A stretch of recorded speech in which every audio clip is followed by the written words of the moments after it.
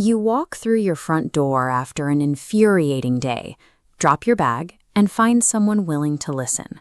Then you let loose. It feels incredible. As you recount the details, your body undergoes a physical shift. Your built-up tension drops, your muscles relax, and the presence of a listener provides a powerful social reward. You feel understood and less alone. Your brain notices this sudden drop in stress and makes a logical but incorrect assumption. It interprets this release as actual progress towards fixing the situation. This feeling of progress is often a mask. You have treated the immediate symptom of your stress, while the root cause remains exactly where you left it. This creates a strange contradiction. If venting is so effective at clearing our heads, we should feel better for good.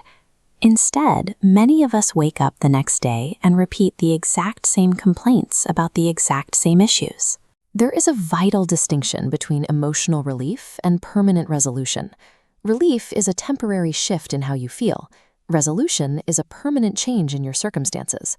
We have to look at why an act meant to release negative emotion often ends up trapping us in a cycle that amplifies distress.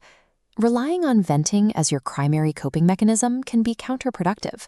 Over time, it can actually work against your long-term emotional well-being. To understand this trap, we have to look at how the brain processes a rant. Your brain constantly seeks to justify its current emotional state, looking for evidence that your feelings are correct. When you express anger, you trigger the validation loop. Your brain uses expression to confirm the feeling is justified, providing a comforting chemical reward. This causes the illusion of action, as the brain struggles to distinguish talking about a problem from actually solving it. Because you expressed the emotions so intensely, the brain feels like it has been productive.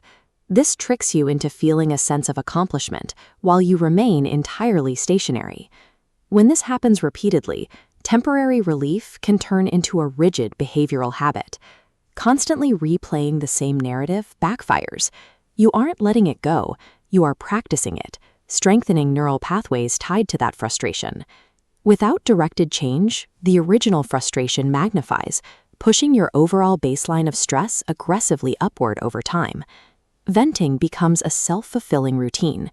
The brain begins to crave the familiar pattern of the rant, entirely avoiding the actual conflict that caused it. Without directed action, venting provides a space for our frustrations to grow and take root. Breaking this cycle requires a shift toward emotional processing. It's important to clarify that the alternative to venting is not to hide your feelings. Chronic suppression forces the body to stay in a state of high alert. This results in elevated cortisol levels and increased cardiovascular strain, making bottling it up a physically and mentally taxing strategy. We can view emotion management as a spectrum. On one extreme is suppression, and on the other is directionless overexpression. The center point is true emotional processing. Here, venting serves as a brief transitional phase, a way to clear the initial fog before moving toward a solution. Emotional health involves moving through the discomfort of an emotion. We have to address the heat of the fire, not just fan the smoke away. You can move toward resolution using a 3-step protocol. First, express. State the frustration clearly and concisely, just once, to gain that initial biological relief. Second, reflect. After the initial tension drops, pivot your focus inward. Identify the specific root cause of your distress and determine what actually needs to change. Third, act. Take one small, directed step forward to change your reality.